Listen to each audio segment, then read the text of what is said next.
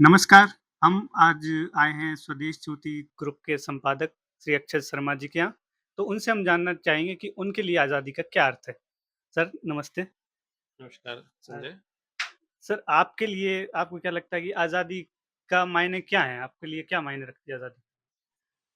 स्वतंत्रता दिवस हम मना रहे हैं। जी, इसका जो इसको हम अगर संधि विच्छेद करेंगे तो स्वतंत्र जी, हमें स्वाधीनता मिली और स्वाधीनता तो हमें 1947 में मिल गई थी, पर स्वतंत्र हम हुए कि नहीं, ये विचारणीय प्रश्न है। तो ज़रूरत ये है कि हम स्व का तंत्र अपनाएँ, जो विश्व का कल्याण करती है, जी, वसुधैव कुटुंबकम का भाव रखती है और सबको साथ लेके आगे बढ़ने की जो हमारी विश्व मित्र बन के आगे चलने की जो परिकल्पना है, उसको साकार करें, वैसा तंत्र हम अपना बनाएँ, तब सही मायने में हम स्वतंत्र कहलाएँगे। जी।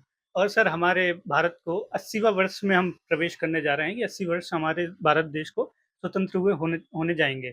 तो सर इस 80 वर्ष की यात्रा में आपको क्या लगता है कि सबसे बड़ी उपलब्धि भारत के लिए क्या हो?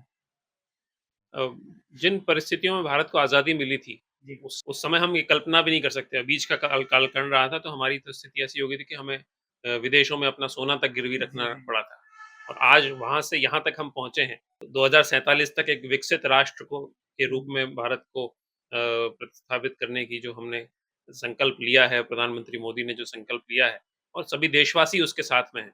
हमारा जीडीपी 7.8% की दर से बढ़ रहा है।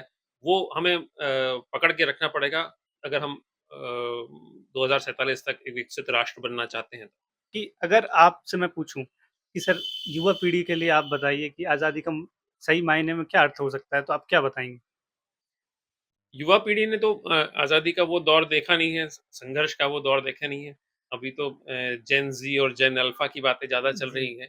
तो उन्होंने तो अगर जेन ज़ी की बात करें तो 97 से 2012 तक के बीच के जो जन्म लिए हुए बच्चे हैं वो जेन ज़ी हैं, उसके बाद के सब जेन अल्फ़ा हैं। जी, तो इन्होंने तो वो आज़ादी का वो संघर्ष नहीं देखा है, पढ़ा है, जी। पर लेकिन जिन्होंने जो पढ़ा है वो इतिहास भी कई हमें जो पढ़ाया गया था वो विकृत था। तो सही चीज़ों को जानकर अपनी अपनी सांस्कृतिक जड़ों के साथ में जुड़कर, जो मैंने पहले भी कहा कि राष्ट्र प्रथम के भाव को सर्वोपरि रखते हुए हमें आगे बढ़ना है। जी, बहुत-बहुत धन्यवाद सर आपने हमारे से बात की। धन्यवाद। और जैसे कि सर ने बताया कि मौलिक अधिकारों के साथ मौलिक कर्तव्यों के बीच जो समन्वय है, वो भी बैठाना काफ़ी ज़रूरी है और युवाओं को अपनी पारंपरिक जड़ों से जुड़ना बहुत ज़रूरी भी है। तो इसी के साथ आप सभी का शुक्रिया हमसे जुड़ने के लिए और स्वतंत्रता दिवस की आप सभी को हार्दिक शुभकामनाएँ।